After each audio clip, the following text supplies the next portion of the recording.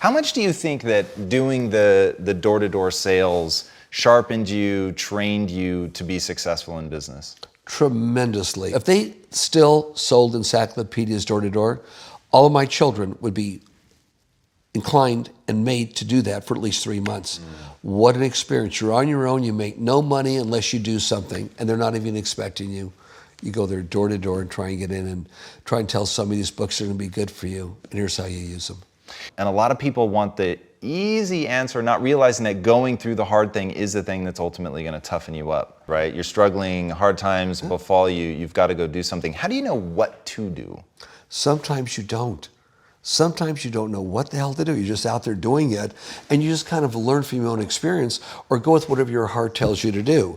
And if something goes wrong, you ask somebody, God, here's what I said, was that right? You just kind of improve yourself. But many times if you're there, you don't have an answer, go with your heart. Give an answer, just say, I really don't know, but I'm going to find out and I'm going to get back to you. Yeah, I love that attitude. Like, were you actively saying in your head as you approached going up to knock on these doors that each one of these is an opportunity to learn something?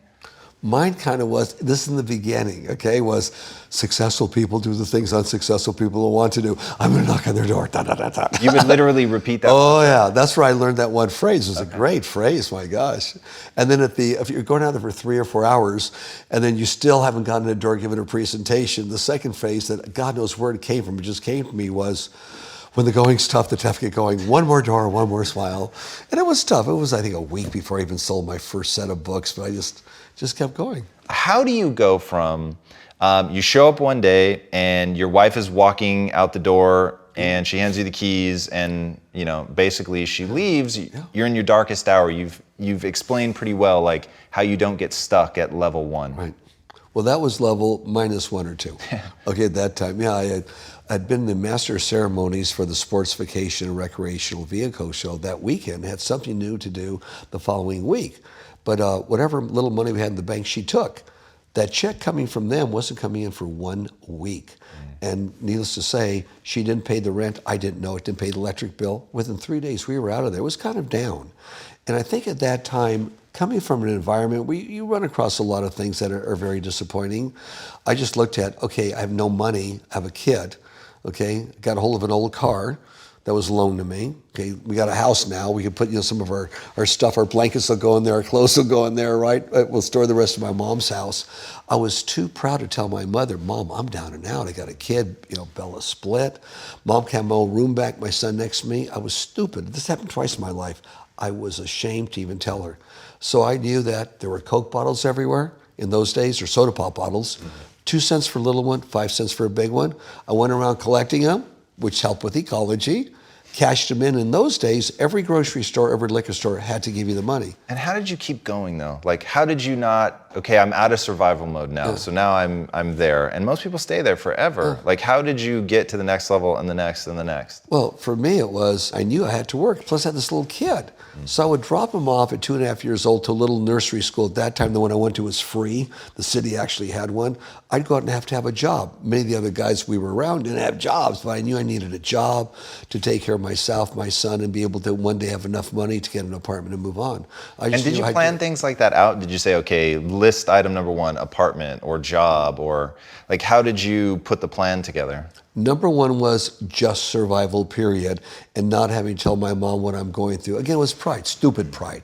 But then after that, it was one thing led to the other. I had one thing, the survival part was taken care of. Then it was, okay, what do I want to be doing, and how do I do that? Well, the first thing is, you got to have an income, you got to have a job. Then I just started getting it together, and things fell in place. Now, along the way, there were jobs I had where I was fired at those jobs for the dumbest reasons in the world. But each one I was fired from taught me something. There were 3 companies in the beauty industry I worked with. I was the vice president of 2 of them and the national manager of 1 of them.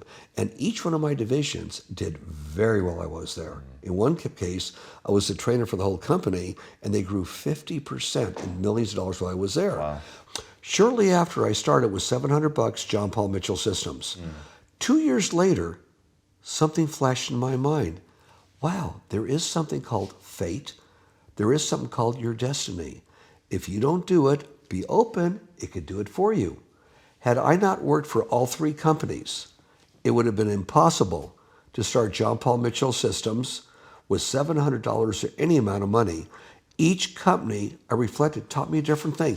One about the beauty industry and distribution. The other one about making products and bringing top artists in. The other one about how to make these bottles, these products, where to get it. All three were stepping stones for me, and I never knew it. Goes back to what we were talking about, rejection. Be prepared for a lot of rejection. If every time something goes bad where you're rejected or turned down for something, if one can remember that, be prepared for it. Well, this was a surprise. It was a surprise to me. I didn't expect it.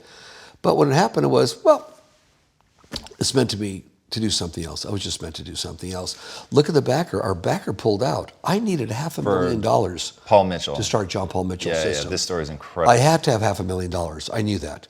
Our backer pulled out the last minute, never got a dime, and I stopped doing everything I was doing. And how last minute are we talking here? Like that day. We were just had to pay for the artwork, $1,000. Then we had the silk screener set up, the bottle company set up, the filler set up. It was all set up with 30-day credit because they knew me in the industry. I did well. It was going to go good. Now, what was the blessing on that one? We struggled, but we believed what we had was the best.